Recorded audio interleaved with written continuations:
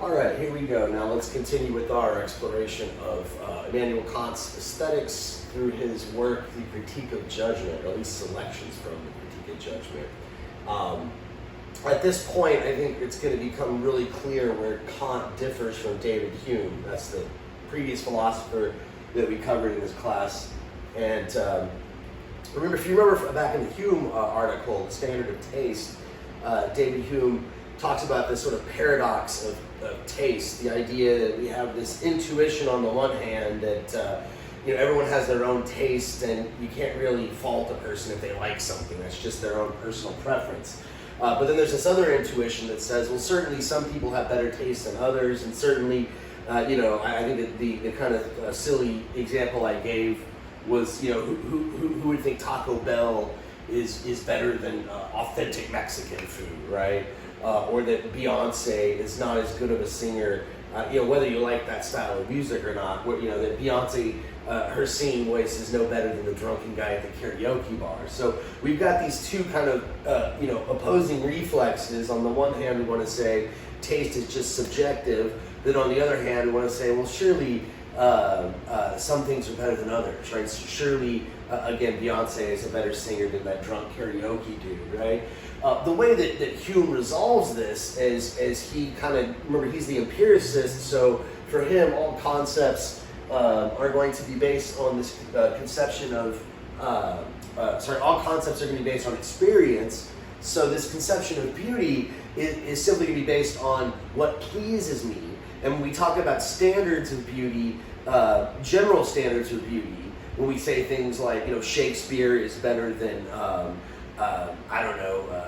Marvel Comics or something like this, Hume would say, obviously, what that is it's sort of like, it is based on experience as well, but the experience of all these humans throughout time, right? So the great works of art are based on what pleases each individual, so it's all based on experience, individual experiences, and then sort of remove all these prejudices, like Kant thinks we should too, in our aesthetic judgments, prejudices that are based on culture, time, passing fads, and things like that. And what's left for Hume are the greatest works of art, right? So it's this sort of cumulative collection of experiences of all humanity, the works that endure throughout time.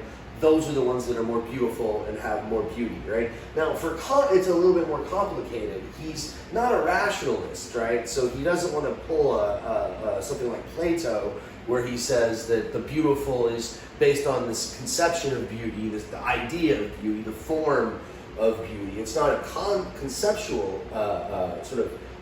it's an idea, Platonic idea, but it's not based on experience either, right? It's something else, okay? So what does Kant do with this, right? How does he resolve this, as Hume calls it, this paradox of taste? Now, we're starting here on page 286 from the textbook. Kant writes, this explanation of the beautiful, right? The one that we covered in the last video, right? That it's a disinterested judgment, right? This explanation of the beautiful can be derived from the preceding explanation of it as an object of an entirely disinterested satisfaction, for the fact of which everyone is conscious, that the satisfaction is for him quite disinterested. This implies in his judgment a ground of satisfaction for all men. Okay, so this explanation of the beautiful, that beauty is the object of universal satisfaction. I kind of got a false start there, right? The idea that beauty is the object of a universal satisfaction, in other words, it universally satisfies all people, right? Or at least that's how I would experience it when I see it. I'm looking at this object, I'm thinking, wow, this is beautiful. That doesn't mean that it's just my taste. This should be something that anybody that's like me, a human being with my same faculties, would also think is beautiful, right? So it's the object of a universal satisfaction, not just a subjective satisfaction or individual satisfaction. So this explanation can be derived from, again, that the preceding video, that the judgment of beauty is disinterested. Why, right? For the fact of which everyone's conscious satisfaction is disinterested, this implies, or because it's disinterested, right? Because it's disinterested, this satisfaction must be universal. Why, right? It implies that his judgment, there's a ground of satisfaction for all men, because it's disinterested. When for instance, let's say I see, since I'm a heterosexual, I see a man who I think is handsome, right? Maybe I would say he's beautiful, right? He's got a beautiful face, right? I'm admiring him purely from an aesthetical standpoint. I have no sexual desire for him, being a heterosexual. So that would be something that's completely disinterested, right? So it's not grounded in my own personal satisfaction, right? It's something that I would say, well, look, anybody, whether or not you're attracted to guys, you can look at this dude and say he's handsome, right? Like he could be a model or something for a Calvin Klein ad or something like this, right? So that judgment that I would make, since I'm not really attracted to guys, would be something that would be a disinterested judgment, right? And because of that, I would assume that anybody else would see it too, whether or not you're into guys, right? Of course, I know that there's like a whole social stigma. Some dudes are machismo and don't want to admit, how do you know the guy? How do you know guys are attractive? Dude, you must be, whatever, right? I think that's kind of juvenile, but whatever.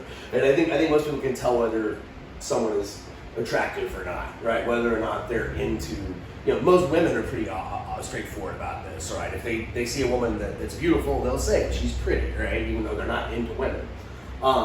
So that would be, again, disinterested. So that implies that the judgment has a ground and a satisfaction for all, right? Not just me, right? Because it's disinterested. It doesn't rest on any inclination of the subject, but since the person who judges feels himself quite free as regards to the satisfaction, we talked a little bit more about that last video, which he attaches to the object. He's free, right? He doesn't want the, like I said, I don't want the guy. I don't want to go on a date with him, but I'm like, hey, he's a handsome dude, right? He can't find the ground of that satisfaction in any private conditions connected with his own subject, and hence it must be regarded as grounded on what he can presuppose in every other person. Consequently, he must believe that he has reason for attributing a similar satisfaction to everyone. This universality cannot arise from concepts. So again, it's not like this Platonic notion of the beautiful itself. From concepts, there's no transition to the feeling of pleasure and pain, right? So when I see something beautiful, it's a sort of satisfaction, but it's a disinterested satisfaction. And for him, satisfaction is not conceptual, right? When I'm satisfied, this is immediate. I don't think about, that thing out there is something that I should be satisfied about, given my conceptual framework. And so that satisfies me, right? It's not like that, it's immediate, right? There's no transition to the feeling of pleasure and pain, right? Consequently, the judgment of taste must claim validity for every man, right? All human beings who are the same type of rational beings that I am. Without this universality depending on its objects, right? So it's not in the object either, right? It's not something that's in it. That's an interesting point.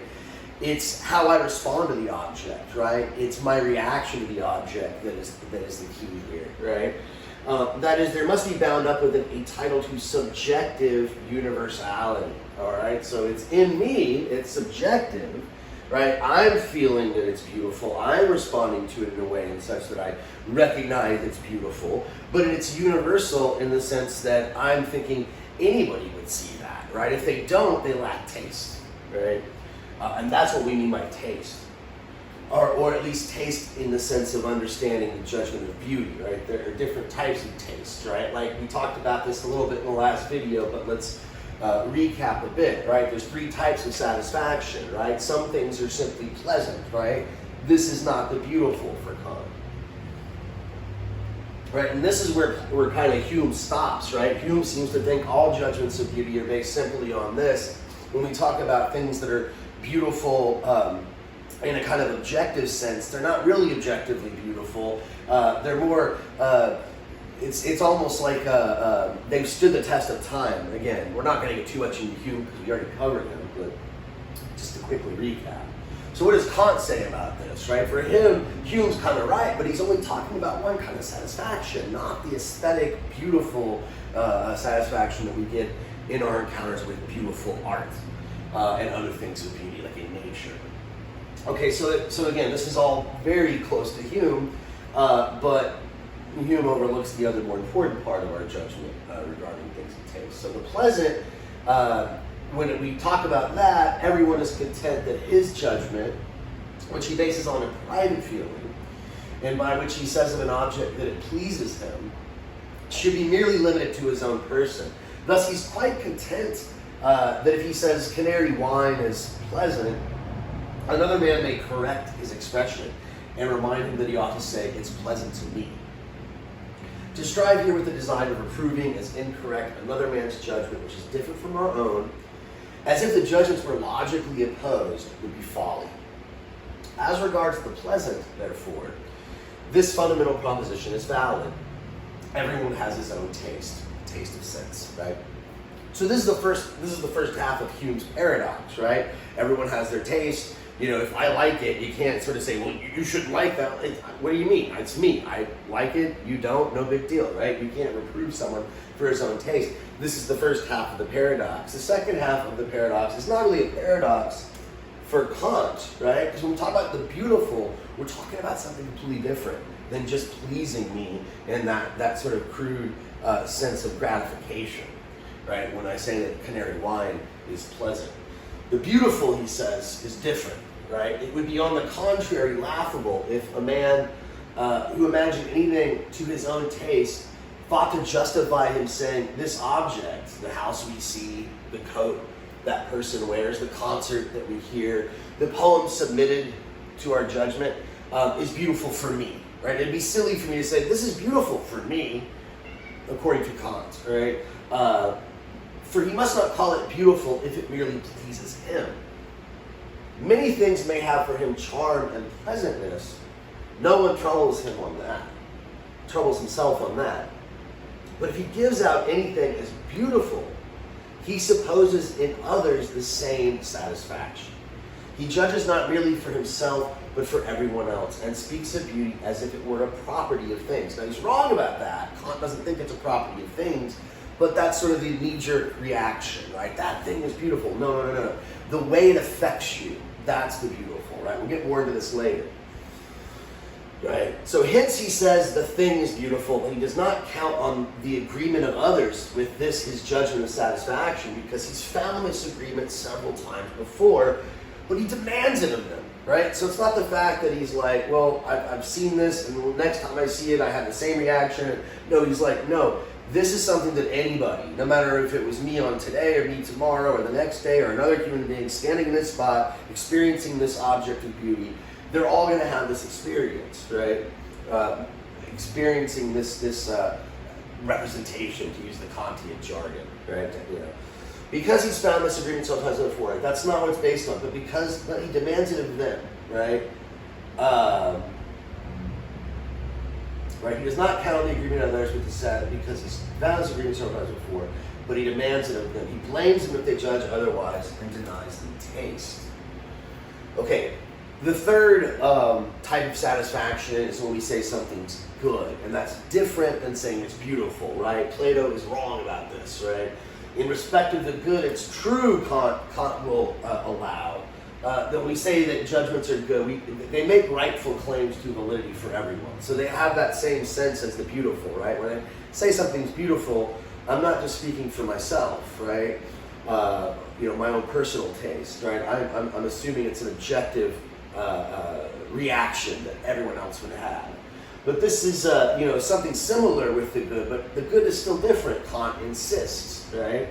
The good is represented only by means of a concept. Remember, he says the beautiful is not able to be conceptualized, right? When I see the beautiful field full of flowers, it's not some preconceived notion of symmetry, Kant insists, or some preconceived notion of how they should be arranged, but they just affect me in such a way that I have this reaction that they're beautiful, right? It's not based on some notion, some concept they fit into. The good is like this. If I see somebody drawing a circle on the board and I say that's a good circle, what I mean is I have this concept of an actual circle that's actually 360 degrees, and that drawing of the circle is pretty darn close, right? It may not be perfect, right? No such thing as a perfect circle, but the image of it is close to it, right? So that is based on a concept, right? And that's what gives it a sort of universal satisfaction. Not so with the beautiful, right? That's not the same thing as something pleasant, which is purely subjective, or with something being beautiful, which is objective in a different sense. So when I say something's good circle, good car, whatever, there's a concept I'm using, and that's not what we get to when we get to beauty. So what is beauty? This slide here is a bit of an aside, so bear with me a bit. I wouldn't say it's a digression, we're just sort of laying down some of this Kantian jargon, right? He sort of already made this distinction, but now he penned some terminology to it, right? We've got this distinction here between a taste of sense, that's the more private sort of judgment. My cat is trying to sabotage this video recording by knocking over the tripod. Kitty, be good. Okay, so again, there's this distinction between a taste of sense and a taste of reflection. A taste of sense, again, this is more subjective. This is what's pleasant, right? Canary wine is good. Canary wine is pleasant. Taste of reflection is supposed to be generally valid for the public. He calls it a taste of reflection, perhaps because it involves this sort of subjective element, right? That there's this sort of you're looking at how this object affects your state of being, your sort of overall state of being, right? Not your focus, your goals, but your sort of overall, what you might call mood, right? How you feel, what sort of mood does it evoke, right? Again, we'll get into more details about this later. But both of these judgments are aesthetical, right? He says, in a certain sense, right? They're aesthetical, they have to do with aesthetics. They're not practical. For Kantians out there, you know what that means. And it kind of means what you might expect the word practical to indicate. Practical judgments are ones in which I am using my reason to guide my will, right? In other words, to put my thoughts into practice, right? And when he talks about this, he particularly focuses on ethical judgments, right? Moral judgments, judgments that guide my will, to speak as Kant would. So all judgments of taste are singular. So what that means, right, that's one of his types of judgments. If you look at the table of judgments, a singular judgment, right, it's like I'm pointing to my cat right here, right? She's the only cat I have. So when I say my cat, I'm speaking of just this one thing, right? That's a singular judgment. She's pretty cute, right? So if I say that my cat is beautiful, that would be a singular judgment, right? If I said all cats are beautiful, right, on the slide we have this rose is beautiful and roses in general are beautiful, I'm no longer making an aesthetical judgment for Kant. I'm making a logical judgment, right, a universal judgment that's based on an aesthetical judgment, right?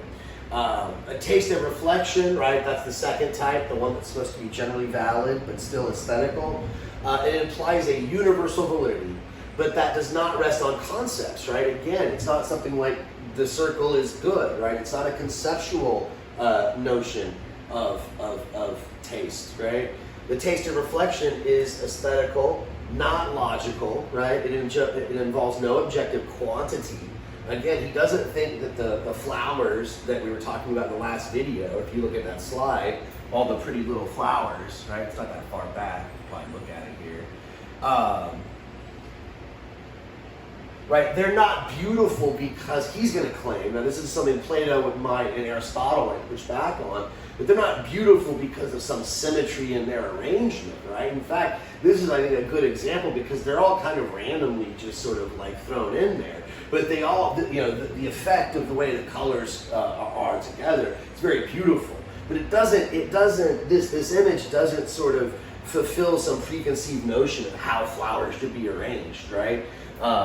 Although the formal qualities of it are what are striking, Kant would allow for that. It's not that I have this preconceived blueprint that it fits into, right?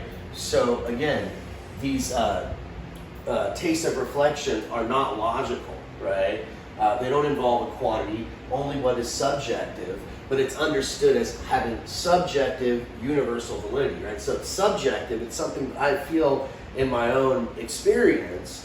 It's universal though, because I'm assuming that it would be something that all people would experience if they were seeing the same thing, right? It's because it's universal validity. Okay, so back to sort of the text, right? This quote here, when it comes to trying to conceptualize beauty, right? Kant says we're always going to fail. It can't be done. Beauty is not, our judgments of beauty are not based on a particular concept or a particular category of conception, right? So if we judge objects merely according to concepts, all representation of beauty is lost. Thus, there can be no rule according to which anyone is forced to recognize anything as beautiful. We cannot press upon others by the aid of any reasons that a coat, a house, or a flower is beautiful. And yet, if we then call the object beautiful, we believe that we speak in a universal voice. This is the problem. Remember, if you remember back to the Hume essay, this is the problem that Sancho Panza's relatives were having. Remember the story from Don Quixote that Hume was using to illustrate this point. I think Kant is making a similar claim here. Sancho Panza, for those that weren't there for that lecture, right? He talks about how, again, this is again taken from the Cervantes text, Don Quixote. Sancho Panza says, look, my cousin's relative, I forget exactly how they're related, they were drinking this wine that everybody thought was so great, all the snobs, oh, this is the most beautiful, delicious wine. And one of his relatives, one of his cousins thought it tasted like leather, and the other ones thought it tasted like metal. It really bothered them. And everybody was like, oh, you're just peasants, you have no good taste. Well, it turns out they finished the bottle of wine, and the jar of wine, and when they finished the last glass, a key falls out with a leather strap, right? So they actually, these peasants, had a very discerning taste, right? But Hume makes this point that Kant just makes, even though they were right, even though they could tell and it was there was no way for them to prove it with some formula, I guess, until they produced the key. But for Kant, he seems to think there is no key, there is no formula, right? There can't be, right? And that's why they couldn't, even if they wanted to, explain what it was about the wine that was good or bad or beautiful, right? Maybe this is a bad example because I think Kant would not think of wine and food as beautiful in the sense, well, I don't think Hume uses the word beautiful, but he talks about taste in this very broad sort of sense, and I don't think Hume would either. But again, they're making a similar point, right? That when I find something beautiful and I'm trying to convince somebody else that it's beautiful and they don't agree, there's really nothing I can do, right? We may see now that in the judgment of taste, nothing is postulated but such a universal voice, right? So even though this happens, I encounter this throughout my life, instances where I find something beautiful and I try to get others to like it or appreciate it, and they don't the same way that I do. Yet I still postulate that this is something, I'm let down, right? I'm like, right? It's still postulated by a universal voice in respect to the satisfaction without the intervention of concepts, right? Without me conceptualizing it. And thus the possibility of an aesthetical judgment that can at the same time be regarded as valid for everyone.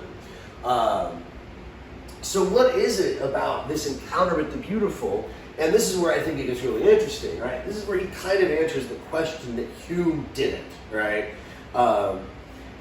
Even if Hume is right and the empiricist answer is correct, right? That the judgment of beauty is strictly based on experience, right? The experience of all these human beings throughout history, and we all just sort of accumulate great works of art based on what generally pleases and endures throughout time, right? Even if that's true, right? Even if what Hume says is absolutely correct, why?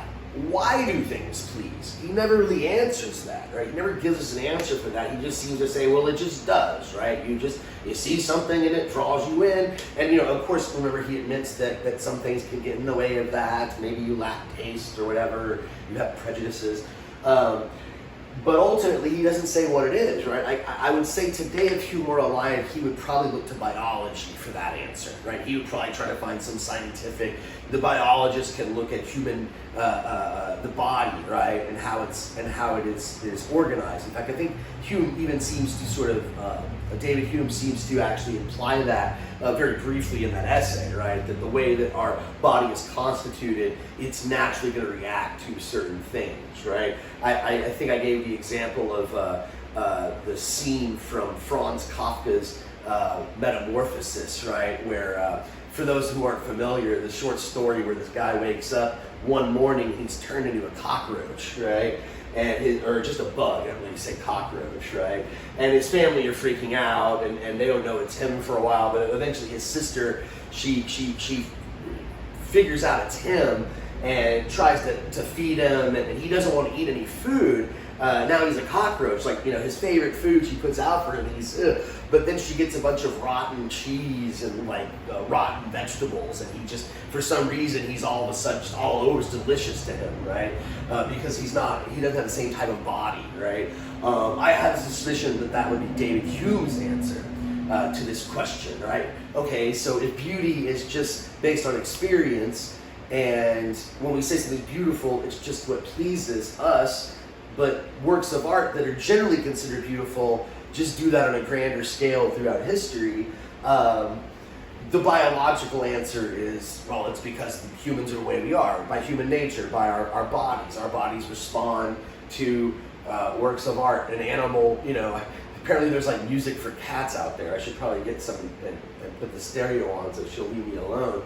But yeah, apparently certain sound frequencies appeal to cats or whales or whatever, right? But Kant's answer is different, right? He's not going to base it on our biology, right?